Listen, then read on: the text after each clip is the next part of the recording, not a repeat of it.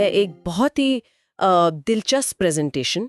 इसका शीर्षक है भाषाई पुल, हिंदी व्याकरण के माध्यम से जर्मन सीखें। और इसका दावा है कि अगर किसी की हिंदी अच्छी है तो उसके लिए जर्मन सीखना अंग्रेजी बोलने वालों के मुकाबले कहीं ज्यादा आसान हो सकता है। ये दावा सुनने में जितना बड़ा लगता है, इसके पीछे का तर्क उतना ही मजबूत है। तो आज हम इसी दावे की तह तक जाएंगे और देखेंगे कि इस भाषाई पुल में कह सकते हैं कितनी मजबूती है। बिल्कुल, ये तरीका सिर्फ शब्दों के अनुवाद पर नहीं, बल्कि भाषा की आत्मा, मतलब उसके व्याकरण और संरचना को समझने पर आधारित है। अच्छा।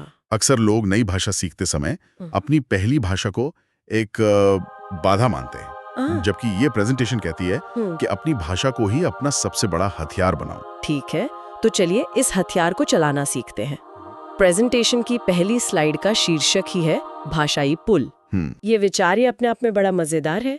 एक पुल जो हमें मान लीजिए दिल्ली से सीधे बर्लिन ले जाए, बस व्याकरण की सड़क पर चलते हुए। बिल्कुल, और ये सिर्फ एक काव्यात्मक घटना नहीं है, इसके पीछे गहरा भाषाई सिद्धांत है। ज्यादातर भारतीय जब कोई यूरोपीय भाषा सीखते हैं तो वो अंग्रेजी के रास्ते से जाते हैं। सही बात है। लेकिन ये प्रेजेंटेशन एक सीधा रास्ता सुझा रही है, हिंदी से जर्मन, क्योंकि दोनों भाषाएं एक ही बड़े परिवार, इंडो यूरोपीय भाषा परिवार की सदस्य हैं। उनकी जड़ें कहीं ना कहीं एक हैं। अच्छा, तो ये एक तरह का पारिवारिक रिश्ता है। चलिए परिवार के इस मेलजोल को और समझते हैं। अगली स्लाइड इसी पर है, हिंदी भाषियों के लिए विशेष लाभ। हाँ, इसमें साफ तौर पर 3 बड़े कारण बताए गए हैं कि ये रास्ता आसान क्यों है। पहला है लिंग, यानी जेंडर। हाँ, जेंडर। अंग्रेजी बोलने वालों के लिए ये एक बहुत बड़ा सरदर्द है। उनके लिए टेबल या कुर्सी जैसी बेजान चीजों का कोई जेंडर नहीं होता। लेकिन हम हिंदी में जानते हैं कि कुर्सी टूट गई और मेज टूट गया। हमारे लिए हर चीज या तो पुल्लिंग है या स्त्रीलिंग। जर्मन भाषा इस मामले में बिल्कुल हिंदी जैसी है। वहां हर संज्ञा का एक लिंग होता है, पुल्लिंग, स्त्रीलिंग या नपुंसक। तो जब एक जर्मन कहता है der Tisch मतलब पुल्लिंग मेज या die Lampe मतलब स्त्रीलिंग लैंप, तो ये विचार एक हिंदी भाषी के लिए नया नहीं होता। सही है, उसे बस ये सीखना है कि कौन सा शब्द किस लिंग का है, पर लिंग की अवधारणा उसे पहले से पता है। एग्जैक्टली। एक मिनट, आपने नपुंसक लिंग भी कहा, वो तो हिंदी में नहीं है। क्या ये हिंदी भाषियों के लिए एक नई चुनौती नहीं है? बहुत अच्छा सवाल है। हाँ, दास जो नपुंसक आर्टिकल है वो एक नई चीज है, लेकिन 2 में एक और कॉन्सेप्ट जोड़ना 0 से 3 कॉन्सेप्ट सीखने से कहीं ज्यादा आसान है। अच्छा। अंग्रेजी बोलने वाले को पहले तो ये समझना पड़ता है कि बेजान चीजों का भी जेंडर हो सकता है, और फिर उसे 3 जेंडर याद करने पड़ते हैं। हिंदी भाषी को बस अपने मौजूदा ज्ञान में एक और श्रेणी जोड़नी है। नींव पहले से तैयार है, बस एक और कमरा बनाना है। समझ गई। दूसरा फायदा बताया गया है औपचारिक सर्वनाम, यानी फॉर्मल प्रोनाउंस। हाँ, जैसे हमारा आप। बिल्कुल, ये सिर्फ व्याकरण नहीं, ये संस्कृति का आईना है। हम हिंदी में बड़ों, अजनबियों या पद में ऊंचे लोगों के लिए तुम की जगह आप का इस्तेमाल करते हैं। ये हमारे समाज में सम्मान और औपचारिकता के महत्व को दिखाता है। जर्मन संस्कृति में भी ये औपचारिकता बहुत मायने रखती है। वहां भी दोस्तों और परिवार के लिए du मतलब तुम है, और बाकी सबके लिए Sie मतलब आप। सी। हाँ, Sie। तो ये आप और Sie का वजूद सिर्फ एक व्याकरणिक संयोग नहीं है, ये हमारे संस्कृतियों में सम्मान को लेकर एक साझा दृष्टिकोण को दर्शाता है। वाह, ये तो मैंने कभी ऐसे सोचा ही नहीं था। और तीसरा बिंदु है क्रिया का व्यवहार, जिसे प्रेजेंटेशन में वर्ब बिहेवियर कहा गया है। हाँ, यानी क्रिया का संयुग्मन, कॉन्जुगेशन। हिंदी में क्रिया कर्ता के हिसाब से बदलती है। मैं जाता हूं, तुम जाते हो, वह जाता है। क्रिया का अंत बदल रहा है। सही। ये सिस्टम हमारे दिमाग में बैठा हुआ है। जर्मन में भी ठीक यही होता है। क्रिया का मूल रूप एक होता है, लेकिन सर्वनाम के हिसाब से उसके अंत में बदलाव आता है। तो जब एक हिंदी भाषी ये पैटर्न देखता है तो उसे ये तर्कहीन नहीं लगता। उसे लगता है, हाँ, ये तो मेरे यहाँ भी होता है। ये समानताएं तो वाकई मजबूत नींव की तरह लगती हैं। प्रेजेंटेशन में आगे एक और दिलचस्प तुलना की गई है। अगली स्लाइड का शीर्षक है संदर्भ ही सब कुछ है। इसमें हिंदी के कल शब्द का उदाहरण है। ये एक बेहतरीन उदाहरण है, ये दिखाने के लिए कि हिंदी भाषी पहले से ही कितने कुशल जासूस हैं। जब कोई कहता है मैं कल दिल्ली गया था, तो हम समझ जाते हैं कि ये बीता हुआ कल है। हाँ। और अगर कोई कहे मैं कल दिल्ली जाऊंगा, तो हम जानते हैं कि ये आने वाला कल है। शब्द एक ही है, कल, लेकिन क्रिया ने उसका पूरा मतलब बदल दिया। सही। ठीक यही जासूसी जर्मन में सी यानी SIE जी शब्द के साथ करनी पड़ती है। सी के साथ कैसे? देखिए, जर्मन में जी छोटे एस के साथ, इसका मतलब वह भी हो सकता है स्त्रीलिंग के लिए, और वे भी हो सकता है बहुवचन के लिए। अच्छा। और सी बड़े एस के साथ, उसका मतलब आप यानी औपचारिक वाला। अब ये कैसे पता चलेगा कि कौन सा जी इस्तेमाल हो रहा है? ठीक वैसे ही जैसे कल के मामले में पता चलता है, क्रिया के रूप से और वाक्य के संदर्भ से। तो हिंदी भाषियों का दिमाग इस तरह की पहेलियां सुलझाने के लिए पहले से ही ट्रेंड है। बिल्कुल। ठीक है, अब थ्योरी बहुत हो गई। मुझे लगता है प्रेजेंटेशन अब प्रैक्टिकल हिस्से पर आ रही है। चरण 1, जर्मन सर्वनाम। यहाँ से वाक्य बनाने का सफर शुरू होता है। कहा गया है कि वाक्य बनाने के लिए हमें पहले कर्ता यानी एक्टर्स चाहिए। बिल्कुल। बिना किरदारों के कहानी कैसे बनेगी? ये सर्वनाम ही हमारी भाषा की कहानी के मुख्य किरदार हैं। मैं इन्हें एक एक करके सही उच्चारण के साथ बताता हूँ। जरूर। इश मैं, इश, दू तुम, दू, एयर वह पुल्लिंग, जी वह स्त्रीलिंग, और एस वह नपुंसक। एर, सी, एस। फिर है विया हम, वियर, ईयर तुम सब, ईयर, जी वे, और आखिर में बड़े एस वाला जी आप यानी औपचारिक। तो ये 9 किरदार हैं जो जर्मन भाषा की ज्यादातर कहानियां कहते हैं। बिल्कुल। तो अब हमारे पास अपने एक्टर्स आ गए हैं, लेकिन बिना एक्शन के एक्टर क्या करेगा? तो अगली स्लाइड है चरण 2, क्रिया का मूल रूप ढूंढना। हाँ, और ये प्रक्रिया भी हैरान करने वाली हद तक हिंदी जैसी है। जैसे हम क्रिया करना से ना हटाकर उसका मूल रूप कर निकालते हैं, या पीना से ना हटाकर पी। सही। ज्यादातर जर्मन क्रियाओं का मूल रूप या स्टेम भी ऐसे ही मिलता है। उनके अंत में an लगा होता है, बस उसे हटा दीजिए। अच्छा। प्रेजेंटेशन में उदाहरण है ट्रिंकन का, जिसका मतलब है पीना। इससे -n हटाया तो हमें मूल रूप मिला ट्रिंक। ट्रिंक। बस अब सारा खेल इसी ट्रिंक पर होगा। अच्छा, और इसी खेल के नियम अगली स्लाइड में है, जिसे संयुग्मन मैट्रिक्स कहा गया है, कॉन्जुगेशन मैट्रिक्स। ये एक फॉर्मूला जैसा दिखता है, सर्वनाम प्लस मूल रूप प्लस प्रत्यय। ये थोड़ा डरावना लग रहा है। देखने में लग सकता है, पर यह असल में जर्मन सीखने का सबसे बड़ा शॉर्टकट है।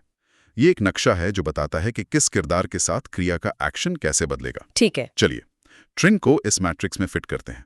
एक यानी मैं के साथ हमेशा -e लगता है, तो वाक्य बनेगा इस ट्रिंक के। इश ट्रिंक के। दू तुम के साथ हमेशा -st लगता है, दू ट्रिंक्स्ट। दू ट्रिंक्स। एर जी एस वह के साथ हमेशा -t लगता है, एर ट्रिंक्ड। एयर ट्रिंक्ड। वियर हम और जी वे आप के साथ क्रिया अपने असली रूप n में रहती हैं। वियर ट्रिंकन, वियर ट्रिंकन। और एयर तुम सब के साथ फिर से t लगता है, ईयर ट्रिंक्ड। एक बार ये पैटर्न दिमाग में बैठ गया तो आप हजारों क्रियाओं को सही ढंग से इस्तेमाल कर सकते हैं। ये एक मास्टर की तरह है। कर्ता मिल गया, क्रिया मिल गई। अब उन्हें एक मंच पर लाने का समय है, मतलब वाक्य बनाना। अगली स्लाइड है चरण 3, वाक्य रचना। नियम नंबर 1। और ये जर्मन व्याकरण का सुनहरा नियम है, क्रिया हमेशा दूसरे स्थान पर आती है। दूसरे स्थान पर हमेशा। ये हिंदी बोलने वालों के लिए सबसे बड़ा बदलाव है और सबसे जरूरी भी। हमारी आदत है क्रिया को अंत में रखने की। मैं आज ऑफिस जाता हूँ। Subject object verb. बिल्कुल। कर्ता पहले, क्रिया आखिर में। जर्मन में ऐसा नहीं होता। वहां क्रिया हमेशा दूसरे नंबर पर रहेगी। तो यही वाक्य बनेगा, इश गे है हॉयटे इंस ब्यूरो। इश पहले नंबर पर, गे है दूसरे नंबर पर, बाकी सब बाद में। की कोशिश करती रही हूँ और शायद मेरे वाक्य गलत होते थे। इसका मतलब है कि अगर मुझे बस सर्वनाम और क्रिया का सही रूप पता है तो मैं एक बुनियादी सही वाक्य बना सकती हूँ, जैसे एक स्पीले क्रिकेट। बिल्कुल सही, आपने नियम को पकड़ लिया। कर्ता और क्रिया को सही जगह पर रखना आधा काम पूरा करने जैसा है। नियम तो सरल है, लेकिन भाषा को दिमाग से जुबान पर लाने के लिए अभ्यास चाहिए।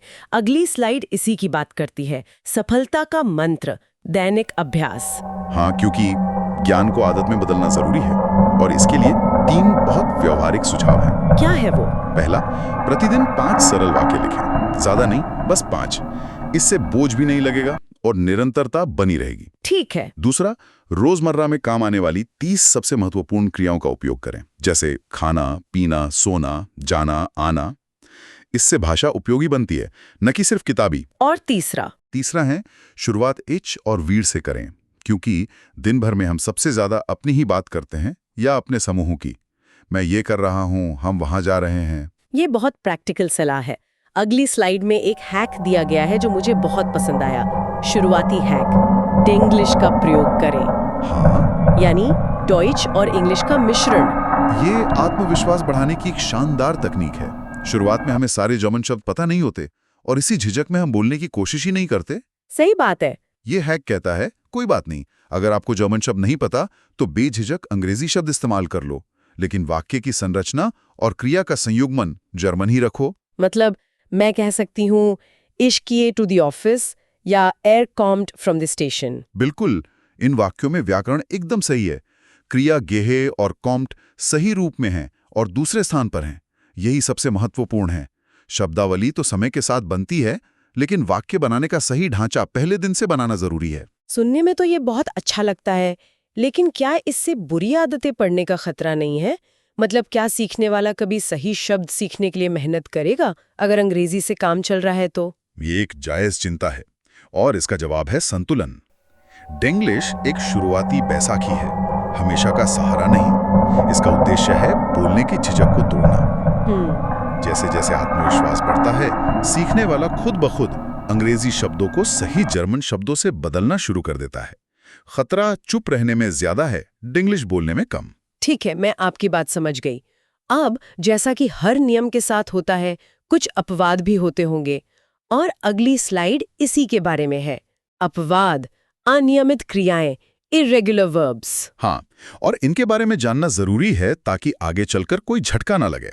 प्रेजेंटेशन के मुताबिक लगभग 10% जर्मन क्रियाएं थोड़ी बागी होती हैं। बागी? हाँ, मतलब वे उस संयुग्मन पैटर्न का पालन नहीं करती जो हमने अभी सीखा। उनके रूप थोड़े अलग होते हैं जिन्हें याद करना पड़ता है। लेकिन अच्छी खबर यह है कि 90% से ज्यादा क्रियाएं नियमित हैं। अच्छा, ये तो राहत की बात है। बिल्कुल। इसलिए शुरुआती रणनीति ये होनी चाहिए कि पहले 90% पर महारत हासिल की जाए। ये अनियमित क्रियाएं तो रास्ते में धीरे धीरे मिलती जाएंगी और अभ्यास से याद हो जाएंगी। और अब हम इस प्रेजेंटेशन की आखिरी स्लाइड पर हैं, जो एक कॉल टू एक्शन है।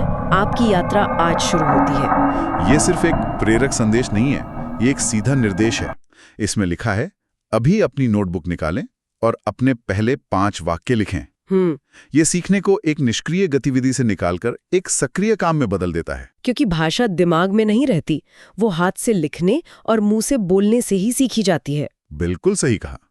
तो हमने देखा कि हिंदी व्याकरण का ज्ञान जर्मन सीखने के सफर को कितना छोटा और आसान बना सकता है। हाँ। अब जो सीखा है उसे पक्का करने के लिए चलिए कुछ सबसे जरूरी शब्दों का अभ्यास करते हैं। मैं शब्द को 2 बार कहूंगा और सुनने वाले उसे मन में या जोर से दोहराने की कोशिश करें। इससे उच्चारण सही होगा। ठीक है, शुरू करते हैं। इश। इश, इसका मतलब है मैं। इश। वियर, वियर यानी हम। वियर। अब एक क्रिया, थ्रिंकन। ट्रिंकन मतलब पीना। ट्रिंकन। और औपचारिक सर्वनाम जी, जी यानी आप। जी। इस पूरी बातचीत का सार उस पहली स्लाइड में ही छिपा है। भाषा एक पुल है, बाधा नहीं। और ये हमें एक सवाल के साथ छोड़ जाता है। अगर व्याकरण उस पुल का ढांचा है और शब्द उस पर बिछने वाले पत्थर हैं, तो किसी के द्वारा लिखे और बोले गए पहले वाक्य उस पुल पर चलने वाले पहले कदम हैं। सवाल ये नहीं है कि पुल कितना लंबा या मुश्किल है, सवाल ये है कि आज अपना पहला कदम उठाने के लिए कौन कौन तैयार है। अभी लाइक करें, इस वीडियो को शेयर करें, क्योंकि सच तब तक शक्तिशाली नहीं होता जब तक वो फैलता नहीं। और सबसे महत्वपूर्ण, इस चैनल को अभी सबसे बड़ी लड़ाई हथियारों से नहीं बल्कि विचारों से लड़ी जाती है। सच्ची आजादी विचारों की मुक्ति से शुरू होती है।